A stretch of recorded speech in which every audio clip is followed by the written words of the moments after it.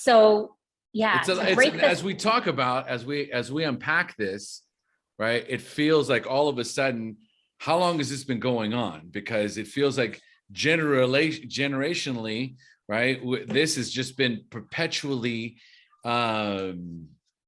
repeating itself over and over again. And then there's this swap in roles within the home consistently, like the child being the parent to the parent, the child being the parent to the children, right? And the parent not feeling seen and heard by their own children.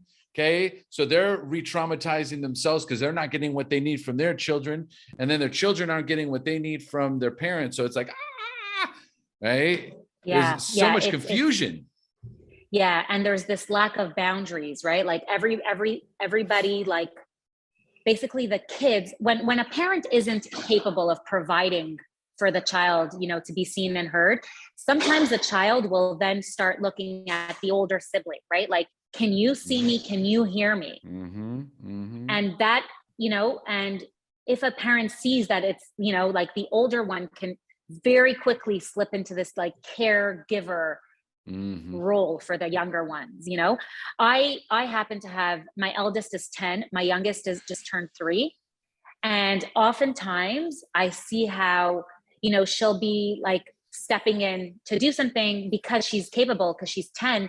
And I kind of have to say, this is not your role. I'm here for your sister, because very easily kids, care for each other. And so if they feel like my mother's not able to be here for my sibling, because, they're they're so good inside and they want to be there in a way that, the parent isn't, so they'll step in. So if, let's say I'm busy doing something and, my youngest one needs something, then I see my 10-year-old stepping in and I'm like, oh, it's okay. I got this. I heard her and I'm here and it's okay. This is my role, So we kind of have to be on top of it, because very easily it can just slip into that, where the older one becomes this caregiver. And I think that it's a lot for the eldest, because they also need us in the way that the younger ones need us too. Just because they're in a bigger body doesn't mean that they need us less. Sometimes they need us more. Like, like sometimes it's easy as parents to be like, okay, like, just more, we're physically providing for the younger ones more often. We're getting them dressed, we're getting them undressed, we're doing things physically. So, oftentimes we're being more physically affectionate to the younger ones, and the older ones, because they could shower on their own, get dressed on their own, feed themselves. We kind of like take a step back, but really they need us. Like they need us. And I think it could be really hurtful also, because they see how much we're doing for the younger ones and kind of like, oh no, you're old enough, you're big enough, you're good on your own. Mm-hmm.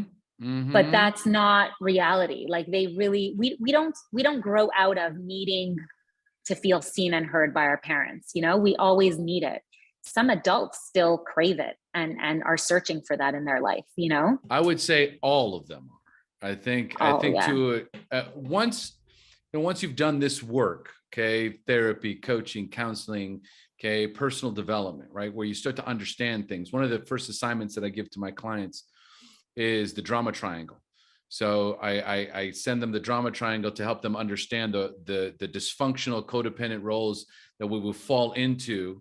If they find their way to me, chances are they've been in that triangle, where they're either the victim, the rescuer, or the aggressor, right?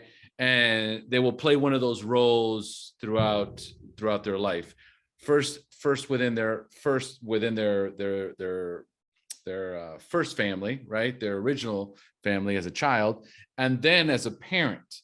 Okay, it kind of perpetuates, just like the needing to be seen and needing to be heard.